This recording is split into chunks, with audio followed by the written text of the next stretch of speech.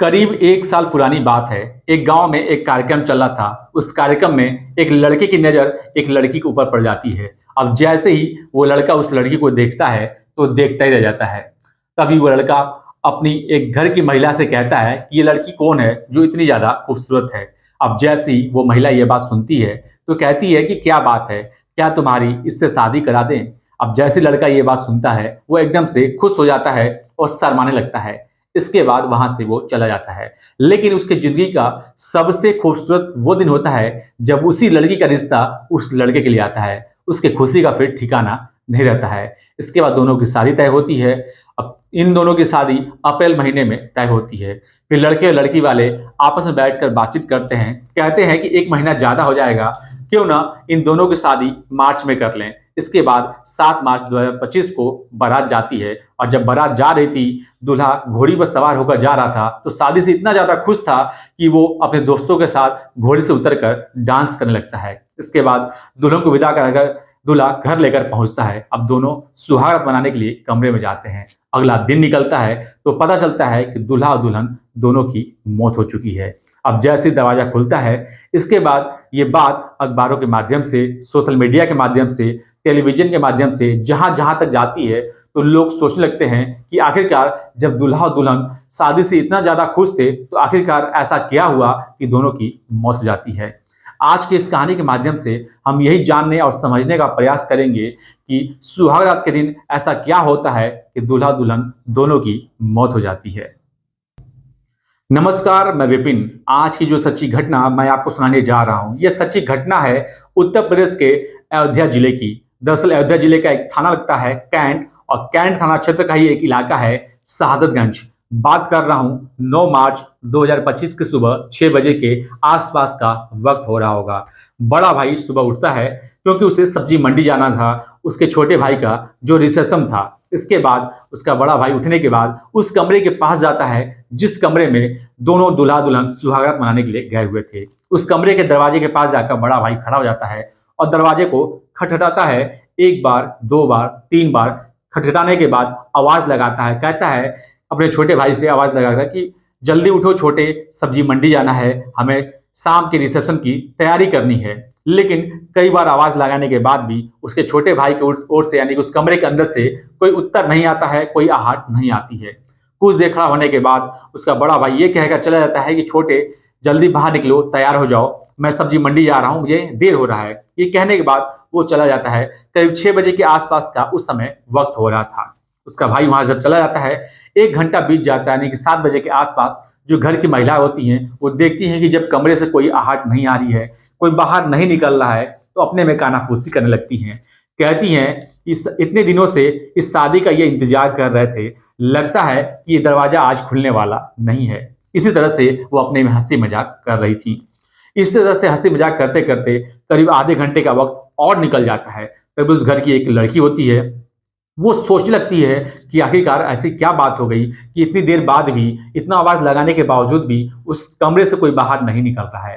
तभी एक खिड़की से वो लड़की झांक कर अंदर देखने की कोशिश करती है, तो देखती है कि जो दुल्हन है वो बेड पर बेसुध हालत में पड़ी हुई है। साथ ही जब आसपास देखती है तो जो दूल्हा है वो फंदे से लटका हुआ है। अब जैसे ही दूल्हे को फंदे से लटका हुआ वो लड़की देखती है, तो उसकी जोर से चीखें निकल जाती हैं। अब जैसे वो लड़की चिल्लाती है, उसके चिल्लाने की आवाज घर के चौखट को पार करते हुए बाहर चली जाती है।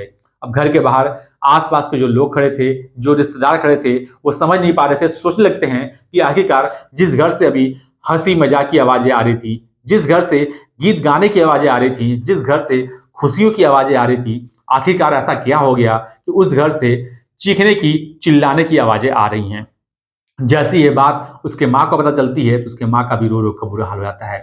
इसके बाद सभी लोग जो बाहर खड़े थे, जो रिश्तेदार थे, जो घर की महिलाएं थी, जो उसकी बहनें थी, सब के सब दौड़कर उस कमरे के पास पहुंचते हैं। कमरे के दरवाजे को तोड़ा जाता है क्योंकि वो अंदर से लॉक था। तोड़ने के बाद देखते हैं तो दुल्हन बेड पर पड़ी हुई है और दूल्हा फांसी के फंदे पर लटका हुआ है। इसके बाद इसकी सूचना बड़े भाई को दी जाती है, जो कि सब्जी मंडी गया था। अब बड़ा भाई वहां से जैसे सूचना पाता है, दौड़ कर सीधा घर पे आता है। देखने के बाद उसका भी रो रो कर बुरा हाल हो जाता है। इसके बाद इसकी सूचना पुलिस को दी जाती है। मौके पर पुलिस आती है, मौके पर फॉरेंसिक टीम आती है। उसके शव को उतारा जाता है। दोनों के शव को हॉस्पिटल पहुंचाया जाता है। जब हॉस्पिटल जाने के बाद डॉक्टर उन दोनों के नब्ज को टटोल रहे थे तो कहते हैं कि बहुत देर हो चुकी है, दोनों की मौत हो चुकी है। अब जैसे ही डॉक्टर दोनों के मौत होने की सूचना देते हैं तो परिवार के जितने भी लोग थे, चाहे भाई हो, चाहे बहन हो, चाहे उसकी माँ हो, जो भी रिश्तेदार थे, सबका रो रो कर बुरा हाल हो जाता है। सभी लोग सोचने पर मजबूर हो जाते हैं। उन दोनों के लाश को कब्जे में लेकर पोस्टमार्टम के लिए भेजा जाता है। जब पोस्टमार्टम के लिए भेजा जा रहा था तो सभी के जुबान पर एक ही बात थी कि इन दोनों दोनों के दोनों शादी से इतना ज्यादा खुश थे। आखिरकार ऐसा क्या बात हो गई कि दोनों की सुहागरात के दिन ही मौत हो गई। इसके बाद इन दोनों के मौत की सूचना लड़की के घर वालों को दी जाती है। जो दुल्हन के घर वाले होते हैं वो भी सोचने लगते हैं कि कुछ ही देर हुआ लड़की को विदा किए हुए, आखिरकार ऐसा क्या हो गया कि लड़की और लड़के दोनों की मौत हो जाती है। इसके बाद उसके परिवार के लोग आते हैं। दरअसल कहानी शुरू होती है एक लड़की से जिसका नाम शिवानी होता है, जिसकी उम्र लगभग 22 साल के आसपास होती है, जो कि डिलिया सरैया की रहने वाली होती है। जिसके पिता का नाम मंटू राम होता है, जो कि दिल्ली के नारायणा में रहकर दर्जी का काम किया करते थे, कपड़े सिलने का काम किया करते थे। जो लड़की शिवानी है वो काफी बेहद खूबसूरत होती है, होनहार होती है, अपने पिता के काम में हाथ बटाती है। साथ ही जो लड़का था जिसका नाम दीपक होता है, सॉरी प्रदीप होता है, प्रदीप अपने भाई बहनों में सबसे छोटा होता है और उसके पिता की 20 साल पहले रोड एक्सीडेंट में मौत हो चुकी थी। उसकी माँ थी जो अक्सर बीमार रहती थी। जो बड़ा भाई था, पिता के मौत के बाद घर की पूरी जिम्मेदारी उसके ऊपर ही आ जाती है, जिसका नाम दीपक होता है। अब एक गांव में एक कार्यक्रम चल रहा था, लगभग 1 साल पहले की बात है। उस कार्यक्रम में दीपक के घर वाले भी आए थे, साथ ही शिवानी के घर वाले भी आए थे। शिवानी भी आई थी और दीपक भी आए थे उस कार्यक्रम में। अचानक दीपक की नज़र शिवानी के ऊपर पड़ती है। शिवानी देखने में काफ़ी बेहद खूबसूरत थी और शिवानी के खूबसूरती को देख करके दीपक फिदा जाता है। इसके बाद अपने घर की एक महिला से वो कहता है कि ये लड़की कौन है जो इतनी ज़्यादा खूबसूरत है, इतनी ज़्यादा अच्छी है, मैंने कभी इससे पहले इसको कभी देखा नहीं है। जब इस तरह की बातें होती है तो जो महिला थी जो ये बात सुनती है वो बड़ी खुश होती है और सोचने लगती है, कहती है ये तो बड़ी अच्छी बात है कि दोनों एक दूसरे को पसंद कर लेते हैं। अब उन दोनों के शादी की बात होती है। उनसे कहा जाता है कि क्या तुम दोनों की शादी करा दें। जब शादी की बात होती है तो लड़का शर्मा कर वहां से चला जाता है और लड़की भी शर्मा कर वहां से चली जाती है। इसके बाद दोनों के परिवार वाले मिलकर उसके पिता मंटू राम से बातचीत करते हैं, इस रिश्ते की आगे की बुनियाद रखते हैं। जब बातचीत होती है तो तय होता है कि अप्रैल माह में इन दोनों की शादी होगी। लेकिन अप्रैल माह थोड़ा ज़्यादा हो जाएगा तो फिर ये एक दूसरे से सलाह लेते हैं और कहते हैं कि 1 महीना ज़्यादा हो जाएगा, क्यों न इन दोनों की शादी मार्च में कर ली जाए। अब 7 मार्च 2025 को इन दोनों की बारात जानी थी। अब बारात जानी थी, दीपक को ये बात पता चल जाती है। अब 6 महीने पहले से ही दीपक शादी की तैयारी करना शुरू कर देता है। अपने घर के एक एक कोने को सजाने लगता है। दरअसल जो दीपक होता है वो टाइल्स का काम करता था और टाइल्स के से घर का बाथरूम हो, किचन हो, हर एक कोने को अच्छे से खूबसूरती से सजा देता है। वो शादी का बेसब्री से इंतजार कर रहा था, उस दिन का इंतजार कर रहा था कि कब उसकी बारात जाएगी। जिस दिन शादी इन दोनों की तय होती है उस दिन से ही इन दोनों की आपस में फोन से बातचीत करने की शुरुआत हो जाती है। अब वो दिन भी आता है जब इन दोनों की बारात जाती है, यानी कि 7 मार्च 2025 को बारात जाती है। बड़े ही धूमधाम से दोनों की शादी होती है। यहाँ तक कि दूल्हा इतना ज्यादा खुश था कि अपने बारात में खुद घोड़ी से उतर कर अपने दोस्तों के साथ डांस करने लगता है। इसके बाद अगला दिन निकलता है, यानी कि 8 मार्च 2025 को दूल्हा दुल्हन को विदा करा के अपने घर लेकर आता है। जब घर लेकर आता है तो दुल्हन का बड़ी ही धूमधाम से दूल्हे के घर वाले स्वागत करते हैं। अब रात होती है, रात के करीब 11 बजे के आसपास जो दुल्हन थी कई महिलाओं के साथ बैठी थी। महिलाएं ढोल बजा रही थी, गीत गा रही थी, नाच गाना हो रहा था, हंसी मजाक हो रहा था। अब करीब रात के 12 बज जाते हैं। जब रात के 12 बजते हैं तो घर की महिलाएं दुल्हन को कहती हैं कि ऐसा है कि तुम अब अपने कमरे में जाओ, सुहागरात मनाओ। अब दुल्हन वहां से उठती है और अपने कमरे में जाती है। पीछे से दूल्हा भी जाता है।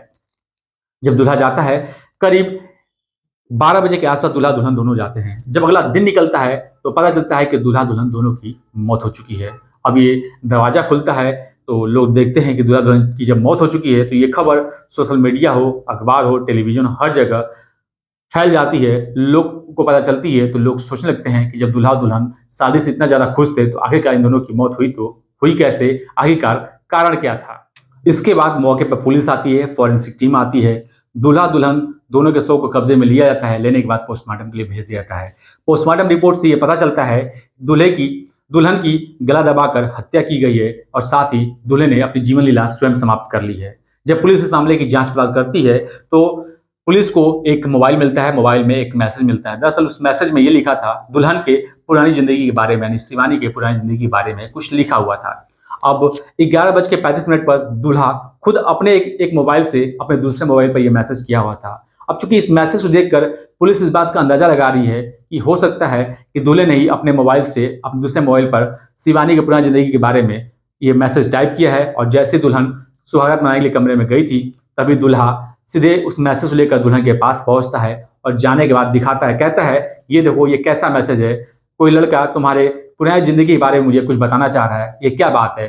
और दुल्हन इस बात को देखकर अपने पुरानी ज़िंदगी के बारे में कुछ राज बताई होगी, जो भी की होगी इस तरह से, और करीब 3 बजे के आसपास दूल्हा दुल्हन का गला दबाकर हत्या कर देता है। साथ ही 1 घंटे तक वो बैठकर सोचता है कि आखिरकार मैंने ये क्या कर दिया, उससे गलती हो गई। और इस बात को सोचने के बाद शायद उसने भी इसी बात को सोचकर अपनी भी जीवन लीला समाप्त कर ली होगी, खुद अपने आप को फांसी के फंदे से लटका लिया होगा। हालांकि पुलिस और भी इस मामले की जांच पड़ताल कर रही है। हालांकि जो कमरा था वो अंदर से लॉक था, इसलिए किसी के बाहर से अंदर जाने की ये बातें नहीं आ रही हैं, क्योंकि जब अंदर से कमरा लॉक था, कोई और रास्ता नहीं था, तो यानी कि कोई बाहर से कोई अंदर व्यक्ति नहीं जा सकता है।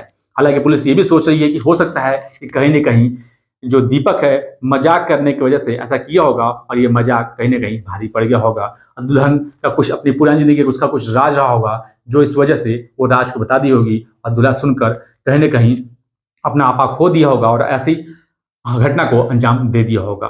दोस्तों, इस पूरे घटनाक्रम को सुनाने का उद्देश्य किसी को परेशान कराना नहीं है, किसी का दिल दुखाना नहीं है, बल्कि आपको सचेत करना है, आपको जागरूक करना है। जय हिंद, जय भारत, नमस्कार, और आप सभी को होली की हार्दिक शुभकामनाएं।